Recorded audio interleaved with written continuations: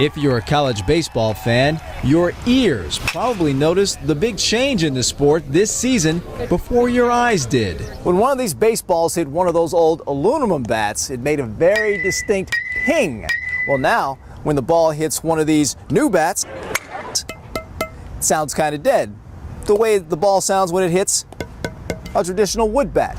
College baseball is in its first year of using new, less lively bats.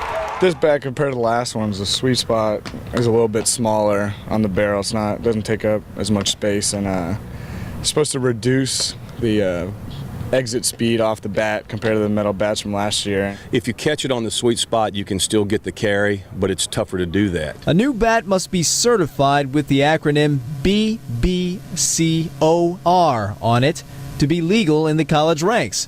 Next year, that will be the law for the high schools too. BBCOR stands for Ball Bat Coefficient of Restitution, a bat liveliness indicator that measures how much natural bounce a ball has off the bat instead of how fast a ball comes off a swung bat. The problem was the old bats would send a ball away faster as they got broken in, sometimes up to 115 miles per hour. And that didn't leave pitchers a lot of time to get out of the way.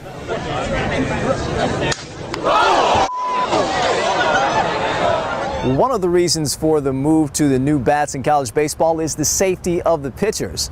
Those screaming line drives up the middle with the new bats aren't screaming quite so loud. Bat manufacturers estimate that balls are coming off the new bats anywhere from 5 to 10 miles per hour slower.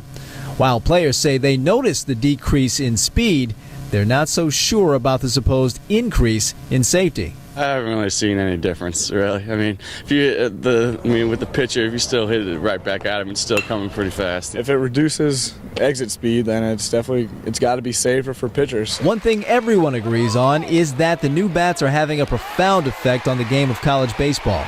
LSU's Mikey Matuk seems to be about the only one who's hitting home runs like he used to with the old bats. The way that we got off to a start with Mikey hitting home runs and so forth, people thought coach is just blowing a bunch of hot air out there.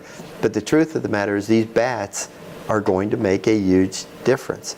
All you have to do is go look at the stats nationwide. In the top two Division I power conferences, the ACC and the SEC, home runs are down 57% through March 27th compared with the same period last season. Through March 18th in the SEC, scoring is down, and probably not coincidentally, so are the pitchers' earned run averages. It's helped our pitching staff in the fact that we have a lot of guys who pitch to contact, and balls that might have gotten over an outfielder's head or gotten between infielders now can be gloved. In this environment, one would think that pitchers would have a wider margin for error.